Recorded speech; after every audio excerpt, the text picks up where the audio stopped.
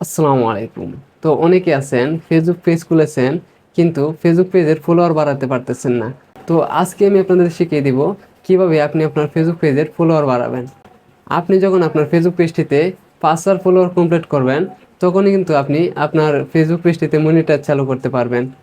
আর যখনই আপনার Facebook পেজটিতে monitor চালু করবেন তখন থেকে কিন্তু আপনি ইনকাম করতে পারবেন। আবার অনেকের কাছে কিন্তু এই যে ফেসবুক পেজে ফলোয়ার আনার ব্যাপারটা অনেক কঠিন মনে হয়, কারণ ফেসবুক পেজে ফলোয়ার আনার কয়েকটা দিক রয়েছে, সেগুলো অনেকে জানে না। আজকে কিন্তু আমি সেই দিকগুলো দেখিয়ে দিব এবং বুঝিয়ে দিব। তো সাথে থাকবে কিছু টিপস। তার আগে এখনও যারা আমার চ্যানেলটা সাবস্ক্রাইব করেননি তারা সাবস্ক্রাইব করে নেন, আর যারা অলরেডি সাবস্ক্রাইব করে রাখছেন তাদেরকে অসংখ্য ধন্যবাদ।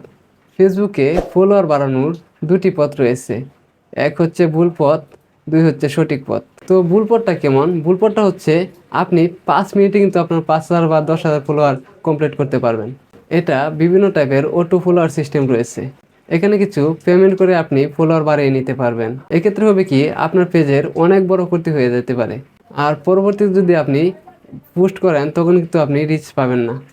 কারণ হচ্ছে এই ফলোয়ারগুলো সামান্য স্ক্রিনে দেখানোর মতো ফলোয়ার, আর এক্ষেত্রে পেজ মনিটাইজও কিন্তু হয় না। আর আপনি যদি অর্গানিকভাবে বা সঠিকভাবে ফলোয়ার ক্রিয়েট করেন তাহলে কিন্তু আপনার পেজের জন্য ভালো এবং মনিটাইজও আপনি করতে পারবেন। এখন মূল বিষয়টা হচ্ছে এই সঠিক ফলোয়ারগুলো আমরা আনবো কোথা থেকে, এটা আপনার মাথায় প্রশ্ন জাগতে পারে। এই জন্য আপনি যে পোস্টগুলো করছেন সেগুলো কিন্তু আপনার অডিয়েন্সের কাছে পৌঁছাতে হবে, তাই না? অডিয়েন্স আপনার পোস্টগুলো দেখবে, লাইক করবে, কমেন্ট করবে এবং পেজটি ভালো লাগলে ফলো করবে। তারপর তবেই তো আপনার পেজে ফলোয়ার আসবে। তো এবার প্রশ্ন হচ্ছে, তার কাছে আপনার পোস্টটা কিভাবে পৌঁছাবে? এর জন্য আপনার যে পেজটা রয়েছে সেটাতে আপনার নিয়মিত পোস্ট করতে হবে। আর আপনি যখন রেগুলার টাইম মেনটেন করে পোস্ট করবেন তখন কিন্তু ফেসবুক আপনার পোস্টগুলোকে রিকমেন্ডেড ফেলবে বা সাজেস্ট করবে অন্য কারো কাছে। এবং আপনি কি করবেন, আপনার পেজের মাধ্যমে আপনি বেশিরভাগ অ্যাক্টিভ থাকবেন। আর আপনি যখন বেশি বেশি অ্যাক্টিভ থাকবেন তখন ফেসবুকের যে রবট আছে, আপনি যখন অন্য কারো ভিডিওগুলো দেখবেন তখন ফেসবুক কী করবে, আপনার ভিডিওগুলো কিন্তু অন্য কারো কাছে দিয়ে দিবে। তো আপনি কী টাইপের কন্টেন্ট তৈরি করতেছেন তার উপর ডিপেন্ড করবে আপনার টাইমপ্লেট। আপনি কোন টাইমে আপনার ভিডিওগুলো আপলোড করতেছেন, বা আপনি সন্ধ্যার টাইমে আপলোড করতে পারেন।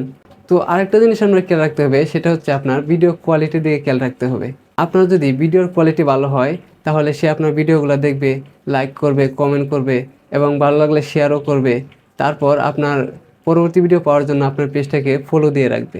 এখন কথা হচ্ছে, আপনার একটা ভিডিও যদি ভাইরাল হয়ে যায় তখনই কিন্তু আপনার ফলোয়ার আস্তে আস্তে বাড়তে থাকবে। কিন্তু মূল কথা হচ্ছে অর্গানিকভাবে বা সঠিকভাবে ফলোয়ার আনতে গেলে একটু সময় বেশি লাগে এবং ধৈর্য ধরে আস্তে আস্তে ফলোয়ার বাড়াতে হয়। আর ফেসবুকে যেহেতু আপনি এসে গেছেন তাহলে তো কিছু সময় দিতেই হবে। তো আশা করি বিষয়টা আপনারা বুঝতে পারছেন। তো আজকের মতো এখানে বিদায় নিচ্ছি, দেখা হবে পরবর্তী ভিডিওতে। সেই পর্যন্ত সবাই ভালো থাকবেন, সুস্থ থাকবেন। আল্লাহ হাফেজ, আসসালামু আলাইকুম।